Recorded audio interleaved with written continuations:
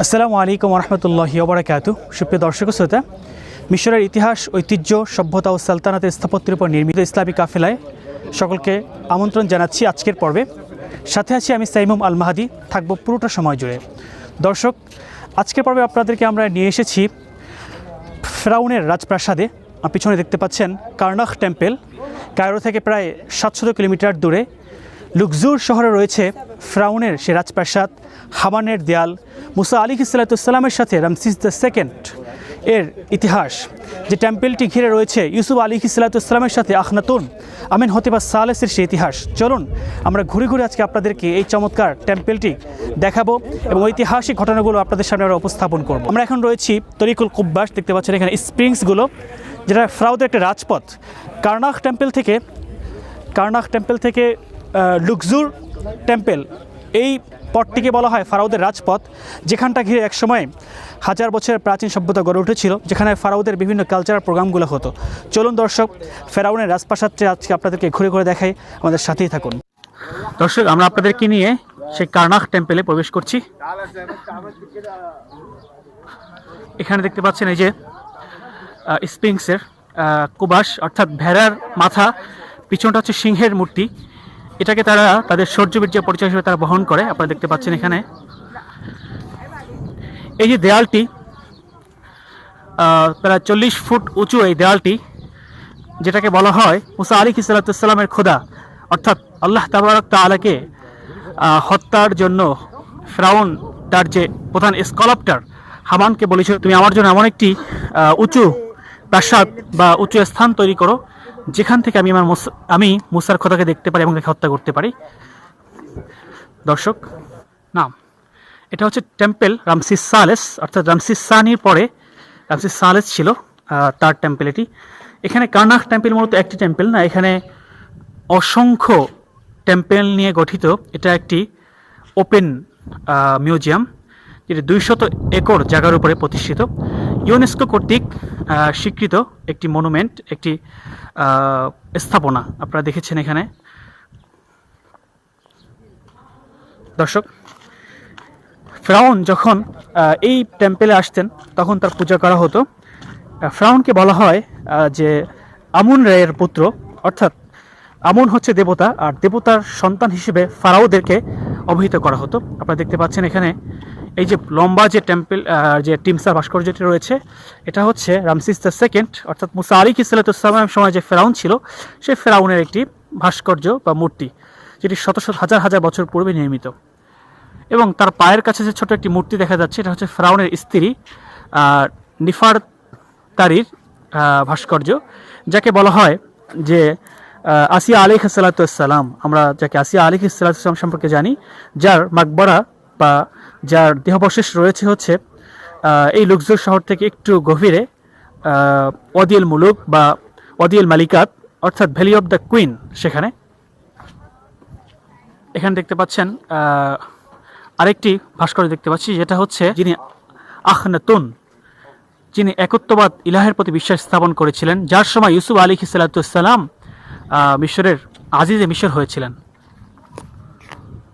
অর্থাৎ এই যে দুইটি মূর্তি, এই দুইটি মূর্তি ইতিহাসের দুইজন নবীর সাক্ষ্য বহন করে। তাদের সময় কিন্তু নবীরা এখানে এসেছেন, তাদের কাছে দাওয়াত নিয়ে আল্লাহ রাব্বুল আলামিনের দ্বীনকে তারা প্রচার করার জন্য এখানে এসেছেন। অর্থাৎ রামসিস দ্য সেকেন্ডের সময় মুসা আলাইহিসসালাম, এবং এই যে আখনাতুনের সময় হচ্ছে হযরত ইউসুফ আলাইহিসসালাম। কার্নাখ টেম্পলটি হাজার বছরের বিভিন্ন টেম্পল নিয়ে গঠিত। এখানে দেখতে পাচ্ছেন কুদসুল আকদাস, এবং এখানে রয়েছে মিডল কিংডম কোর্ট, মাবাদ আখ মনু, এবং এখানে আরও রয়েছে দেখতে পাচ্ছেন মাবাদ খুনসু, মাবাদ ওবিত, এবং তরিকুল কুব্বাস স্প্রিংস। এই বিশাল বিস্তৃত প্রায় 200 একর জায়গার উপরে নির্মিত এই মাবাদ টেম্পলটি, যেটা বিভিন্ন সময়ে রাজপ্রাসাদ হিসেবে, ইবাদত গৃহ হিসেবে, টেম্পল হিসেবে ব্যবহার হয়েছে।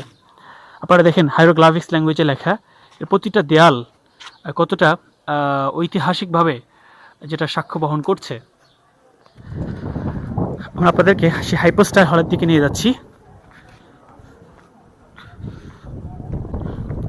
134টি স্তম্ভের উপর দাঁড়িয়ে আছে হাইপোস্টাইল হল, যেটা ছাদবিহীন একটি ইবাদত গৃহ, যেখানে আমন দেবতার পূজা করা হতো।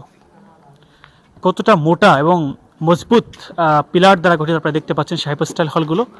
সেখানে ফারাওদের যে ফেরাউনিক ল্যাঙ্গুয়েজ, হাইরোগ্রাফিক্স ল্যাঙ্গুয়েজে লিখিত, তারা এখানে কিন্তু তাদের জীবন কাহিনী, তাদের ইতিহাস, তাদের যুদ্ধ বিগ্রহ, তাদের সমাজ ব্যবস্থা তারা এখানে চমৎকারভাবে তারা ফুটিয়ে তুলেছেন।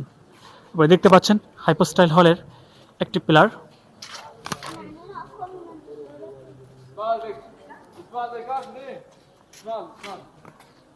দর্শক শ্রোতা, আমরা আজকে দাঁড়িয়ে আছি হাজার বছরের প্রাচীন ফারাও সাম্রাজ্যের একটি নিদর্শনের সামনে। পৃথিবীর সর্ববৃহৎ এবং সর্বপ্রাচীন টেম্পল, যেটা কার্নাক টেম্পল নামে পরিচিত, যেটি লুকজুরে অর্থাৎ যেটাকে বলা হয় দ্য ওপেন মিউজিয়াম মাতহাফুল মফতুহ, অর্থাৎ এই লুকজুরে এত পরিমাণ টেম্পল ফেরাউনিক সভ্যতার নিদর্শন রয়েছে, যেটাকে বলা হয় ওপেন মিউজিয়াম। অর্থাৎ এখানে আমরা যেখানে দাঁড়িয়ে আছি, এই যে লুকজুর টেম্পল যেটা দেখতে পাচ্ছি, কার্নাক টেম্পলটি দেখতে পাচ্ছেন, এই কার্নাক টেম্পলটি প্রায় 200 একর জায়গার উপরে বিস্তৃত অঞ্চল নিয়ে নির্মিত। হাজার বছরের প্রাচীন সভ্যতা মিশরের একটি ঐতিহাসিক জায়গা। চলুন আজকে আপনাদেরকে সেই জায়গাটি ঘুরে ঘুরে দেখাবো। দর্শক, আপনারা দেখছেন অবেলিস্ক, যেটি সূর্য দেবতা রায়ের পূজা করার জন্য নির্মিত হয়েছিল। মিশরের বিভিন্ন টেম্পলের মাঝে দেখবেন এই যে মুসাল্লা ফেরাউন, যেটাকে তারা অবেলিস্ক নামে নামকরণ করে থাকে। এটা হচ্ছে আমন দেবতা রায়ের পূজা করার জন্য এটা একটা তাদের সাইন। এখানে দেখতে পাচ্ছেন এই যে পিলারের গায়ে হাইরোগ্রাফিক্সে লেখা তাদের বিভিন্ন বক্তব্য, নিদর্শনগুলো রয়েছে, তাদের ধর্মীয় বিভিন্ন সাইনগুলো রয়েছে। এখানে আরেকটি অবেলিস্ক রয়েছে একটু দূরে। এটা বিশ্বের বিভিন্ন শহরে, ফ্রান্সের রাজধানী প্যারিসে, তারপরে হচ্ছে যে আপনারা জার্মানিতে, এমনকি ইংল্যান্ডে বিভিন্ন জায়গাতে দেখবেন এই অবেলিস্কগুলো রয়েছে। এই যে একটি জায়গা দেখতে পাচ্ছেন, এটাকে বলা হয় ইচ্ছা পূরণের একটি জায়গা। অর্থাৎ ফারাওদের সময়ে থেকে শুরু করে আজ পর্যন্ত যারা বিধর্মী তারা এটাকে মনে করেন যে এখানে কেউ যদি কোনো ইচ্ছা নিয়ে এটাকে, এই যে গোল চত্বরটি কেউ যদি এভাবে ঘুরে, তাহলে তার মনের ইচ্ছা পূরণ হবে। আমরা দেখতে পাচ্ছি একজন ইউরোপিয়ান একজন মহিলা, তিনি এটা ঘুরছেন।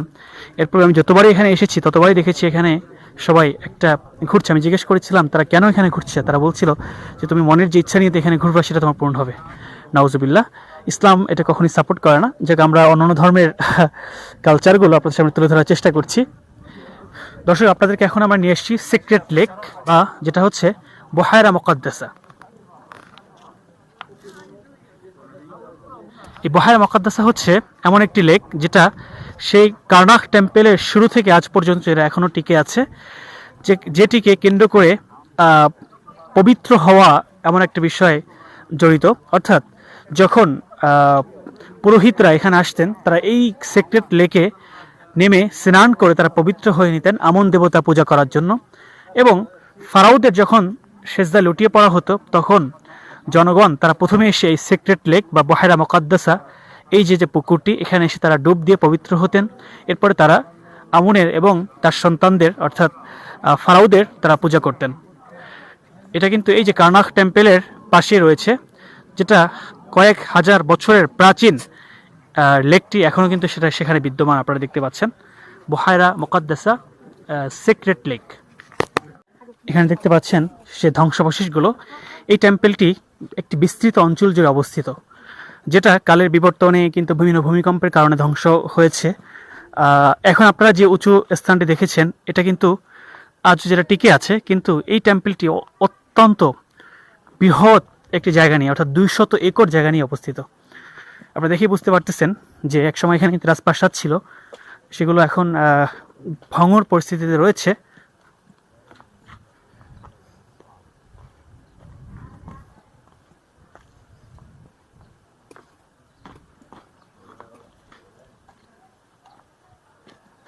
আসসালামু আলাইকুম। খায়ের। এই যে ফারাওরা তারা কিন্তু বিভিন্ন দেবদেবীদের পূজা করত, তাদের সূর্য দেবতা রায়ের পূজা করত। তাদের প্রধান দেবতার নাম হচ্ছে আমুন। আমুনরা। আর এই আমুনের পরিবার সন্তান সন্ততিদের নিয়ে একটা অর্থাৎ এই সন্তান সন্ততিদের এক একজন এক একটা বিষয়ের স্রষ্টা ছিল। বলা যেতে পারে যে আমুনের যে সন্তান ছিল, একজন হচ্ছে আকাশের দেবতা, আর একজন হচ্ছে চাঁদের দেবতা। আসলে এখানে আসতে সত্যি হাসিই পায়।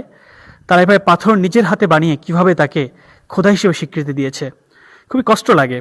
আজকে তাদের রাজপ্রাসাদ টিকে আছে, তাদের মূর্তিগুলো এভাবে দাঁড়িয়ে আছে, কিন্তু কি সাক্ষ্য দিচ্ছে যে সেই সময় এমন একজন প্রভু ছিলেন, একজন স্রষ্টা ছিলেন, যিনি ইলাহুন আলেহা, সকল স্রষ্টাদের স্রষ্টা, সকল বান্দাদের যিনি স্রষ্টা, পৃথিবীর যিনি মালিক আল্লাহ রাব্বুল আলামিন।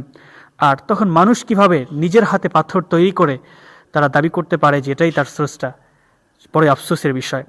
আজকে ফেরাউন কিন্তু না, যিনি বলেছিল আনা রব্বুকুমুল আলা, আমি সর্বশ্রেষ্ঠ রব, কিন্তু সেই সর্বশ্রেষ্ঠ রব আজকে লোহিত সাগরের গহ্বরে সলিল সমাধি হয়েছে। আর মুসা আলাইহিস সালামের রব তিনি পৃথিবীর মাঝে পূর্বেও ছিলেন, এখনও আছেন, এবং তিনি চির অনন্তকাল থাকবেন।